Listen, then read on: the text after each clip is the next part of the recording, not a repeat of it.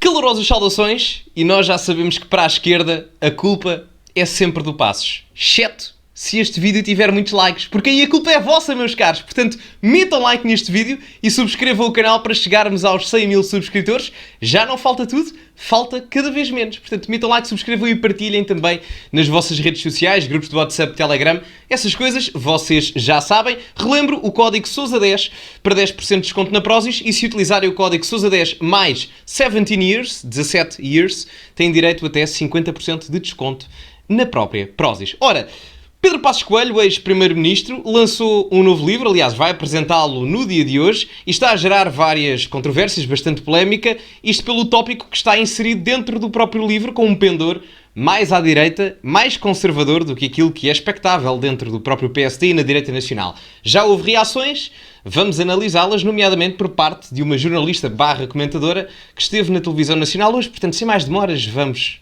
ouvir. Durante a campanha houve aquela polémica em relação ao aborto. Sim. Luís Montenegro, na altura ainda candidato, foi taxativo a tranquilizar o país de que era uma situação resolvida que não seria revertida. No entanto, temos um livro que tem 22 subscritores e que vai ser apresentado por um ex-primeiro-ministro, que é uma figura que também, de quando em vez, é também referida e aparece no espaço público e está ligado ao PSD. Portanto, eu só queria deixar aqui uma coisa relativamente ao aborto, ou à interrupção voluntária da gravidez, não é? Porque, apesar de tudo, o tópico merece ser debatido, e a verdade é que se acontecesse em determinadas circunstâncias, muita gente não existiria, não é? Portanto, nem sequer se poderia colocar a favor do aborto ou da interrupção voluntária da gravidez, não é? É o bom de eles não acontecerem. E o que me parece quase aqui é estar a dizer e a conectar que determinado tipo de coisas irão acontecer só porque este livro foi lançado. Ou seja, até quando a direita volta ao poder, a culpa continua a ser do Passos. Não sei se estão a perceber.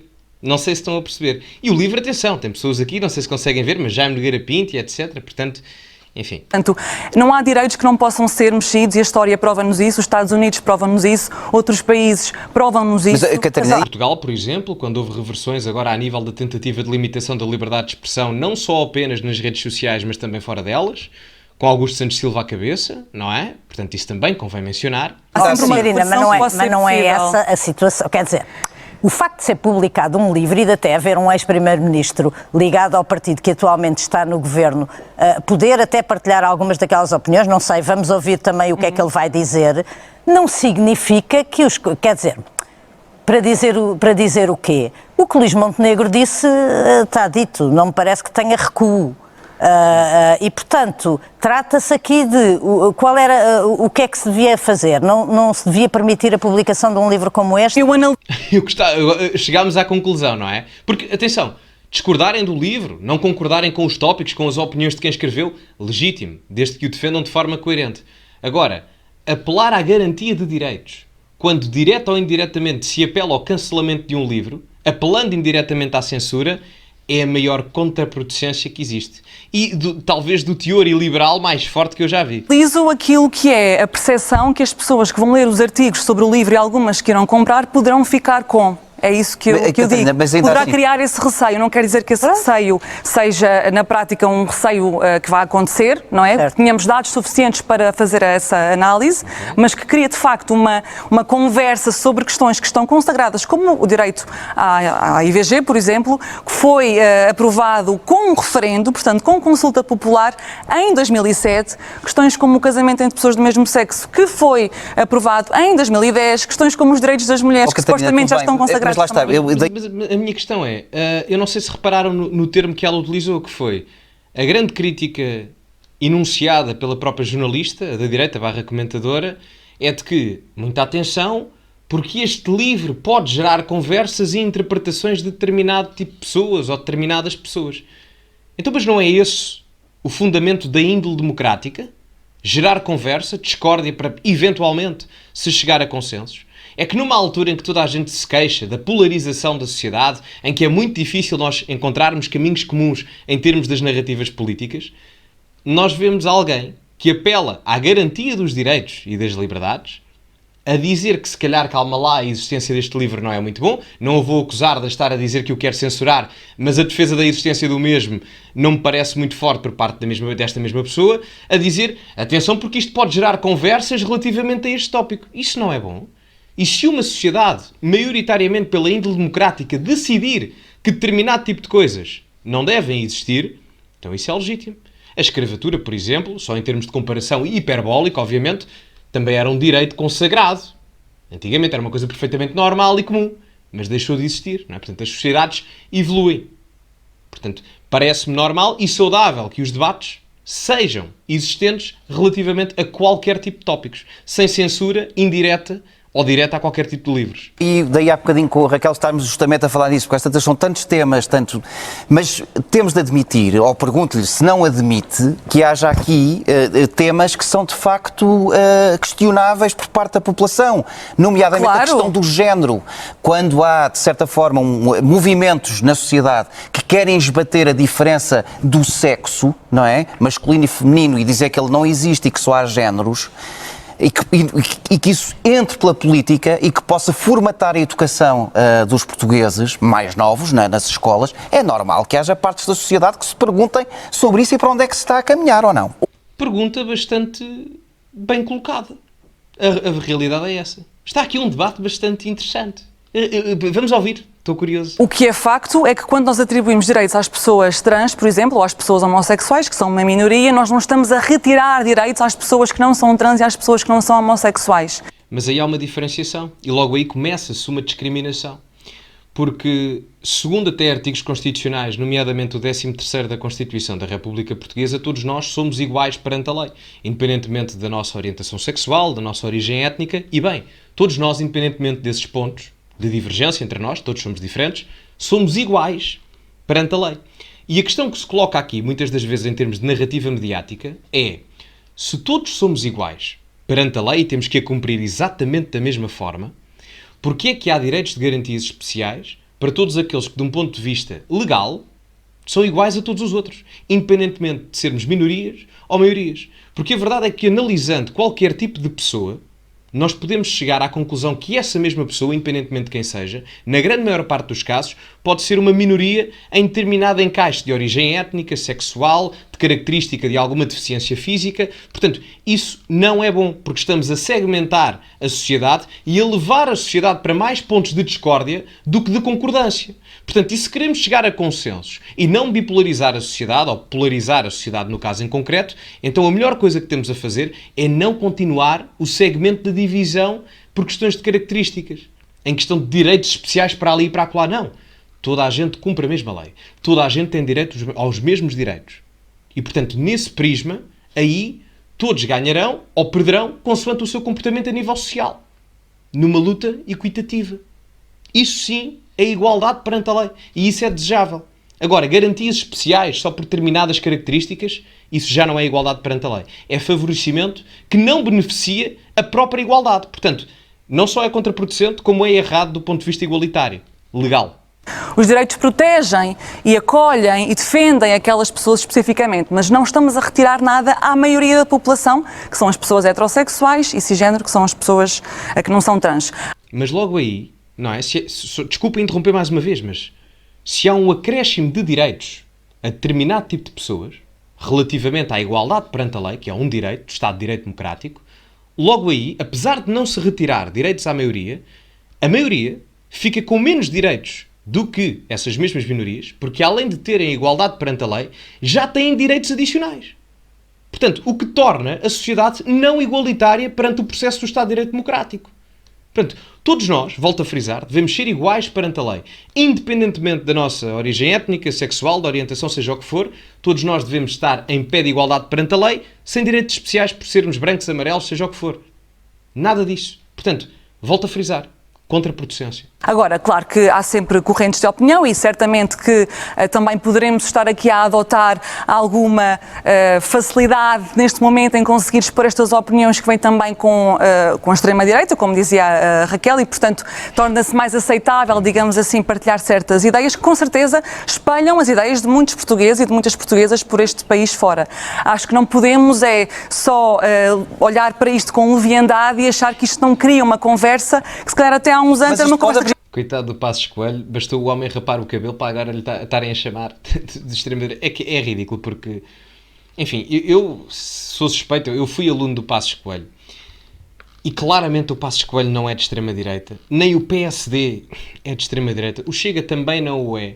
Aliás, o Chega dentro da família europeia onde está é dos partidos mais à esquerda, portanto, enfim, e além do mais em termos constitucionais, já aqui citámos questões constitucionais, a Constituição Portuguesa, e bem, não permite a existência de partidos de extrema-direita, com índole fascista.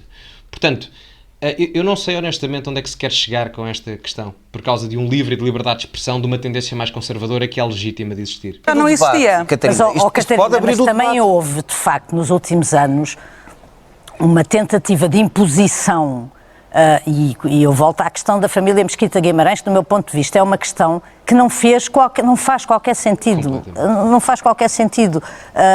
Toda a vida nós andámos na escola todos e havia disciplinas que eram opcionais, em que as famílias tinham algum voto na matéria. E aquela imposição que foi feita simbolicamente a essa família e que tem que ver com os conteúdos de uma disciplina, não é com a disciplina, é com os conteúdos, que a família, no seu direito de exercício de poder parental, achava que os filhos frequentassem aquela cadeira, aquela teimosia e imposição levam depois a um extremado de posições. É isso que eu também, é isso que eu acho que vale a pena sublinhar. Quer dizer, eu acho que tudo se pode discutir e tudo é legítimo. Agora, acho que tem que haver espaço. Isto é verdade. Eu não sei se lembram o caso da família Mesquita Guimarães, a quem eu mando um abraço porque também conheço e são pessoas 5 estrelas, mas o caso é muito simples. Basicamente, o Artur Mesquita Guimarães, o pai da família em questão, não queria que os filhos frequentassem a disciplina de cidadania por causa dos conteúdos que lá estavam a ser lecionados, que muitos deles, enfim, e a escola e o Ministério da Educação quis impor-se à vontade e ao direito da família educar os seus filhos como bem entendem e, portanto, reprovaram ou tinham essa mesma intenção de reprovar alunos, embora eles fossem alunos de quadro de honra, chumbando os alunos, só porque não iam às aulas de cidadania.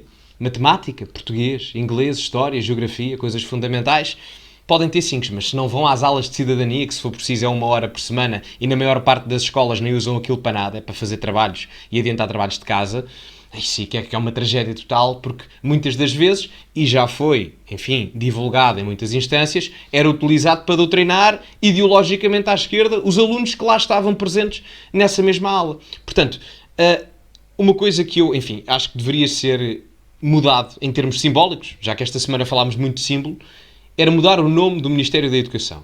Porque a educação dá-se em casa. Portanto, tinha que ser o Ministério do Ensino. Na escola ensina-se, aprende-se. A educação é a família que a dá. Se um pai achar que o filho deve ir às aulas de cidadania, como acha que deve ir às aulas de religião e moral, mete o filho lá. Se achar que não deve ir, não vai. Liberdade de escolha. Possibilidade de dar à família a forma como ela bem entende de educar as suas crianças. É bom, não é? Enfim. Para que as diferentes correntes de opinião possam ter e que nenhuma seja imposta. E que nenhuma seja imposta. Precisamente. Exatamente, quer dizer... Mas sobre isso também dizer, Raquel, que a Organização Mundial de Saúde, que é uma entidade que todos nós aqui respeitamos, já veio dizer também que a educação sexual não faz com que os jovens e as jovens comecem a atividade sexual mais cedo, ou com que sejam mais promíscuos, digamos assim, o que quer que isso seja. Portanto... Sim, mas há aqui uma coisa a perceber, é que as pessoas não são propriedade de instituições supranacionais, como a organização, portanto não são, não é? As pessoas no máximo são propriedade delas próprias e no caso de serem menores são, entre aspas, propriedade familiar dos seus pais, não é? Portanto, as pessoas têm o direito de educar a sua família como bem entendem, sem sobreposição de organizações supranacionais ou nacionais externas a elas. Portanto, é preciso compreender isso, porque se somos a favor do direito das pessoas, em termos da igualdade perante a lei, não podemos permitir que o direito das organizações se sobreponha ao direito da família ou do próprio indivíduo, não é? Se queremos viver numa sociedade democrática e liberal, não podemos deixar que isso aconteça. Seria muito totalitário desse mesmo prisma. Mas eu vou citar uma pessoa que até é comentadora nesta casa, que está longe de ter as opiniões que estas pessoas exprimem no livro, e que em relação, por exemplo, a esta questão que eu estava das aulas de identidade de género e, enfim, dos conteúdos e da exposição de pessoas em determinadas idades a determinado tipo de conteúdos, que tem uma opinião e é uma opinião profissional, que é a Joana Amaral Dias, que em vários fóruns se tem manifestado contra isso, não por nenhuma questão de princípio que todos nós compreendemos, mas porque ela, como psicóloga, entende que há determinados, que há idades para tudo e que há determinados conteúdos... Nem sempre as crianças têm maturidade intelectual para... Exatamente. Mesmo em relação à mudança... Vamos aqui para temas polémicos. Mesmo em relação às questões da mudança de sexo. Portanto, eu relembro que a Joana Amaral Dias era do Bloco de Esquerda. Portanto, nós chegámos ao cúmulo onde alguém de direita, que está aqui a comentar, não é? Vai concordar com uma ex-deputada do Bloco de Esquerda. Ou seja, a sociedade, em termos da narrativa política, foi tão para a esquerda, mas tão para a esquerda, que alguém que pertencia aos quadros do Bloco de Esquerda, hoje em dia concorda com aquilo que é o centro, porque eu não acho que o que está aqui a ser dito é uma coisa de direita. Não acho nada. Eu acho que a maior parte das pessoas que têm esta opinião eram pessoas que há 10 anos atrás, não digo 15, até digo 10, em 2013, 2014, eram pessoas que, se lhes perguntassem como é que tu te identificas ideologicamente, eram pessoas que iam dizer, eu sou de centro-esquerda. Até. Isto era uma opinião que há 10 anos atrás, 10 anos não é nada, era correlacionada ideologicamente com o centro-esquerda, com até algum liberalismo visto do ponto de vista social. E hoje em dia é visto como uma opinião de extrema-direita. E a minha questão é, não foram essas pessoas que foram muito para a direita. Não. Elas mantiveram-se exatamente no mesmo posto ideológico. A sociedade é que cavalgou tanto para a esquerda que essas pessoas, apesar de ficarem no mesmo sítio, puxaram-se a elas próprias, não para a direita, mantendo-se no mesmo sítio, mas a sociedade, como foi tão para a esquerda, elas agora, no antigo centro, são da direita, mais à direita, que não é extremista, obviamente, mas radicalizou-se muito a vertente social à esquerda, ao que me parece. Enfim, foi este o vídeo, meus amigos. Digam-me a vossa opinião nos comentários, que eu também gosto sempre de ouvir. Já agora, quem quiser adquirir as últimas t-shirts da Cultivem-se, a dizer português de bem, e as sweats estão quase a esgotar, faltam para aí menos de 10, portanto despachem-se quem quiser.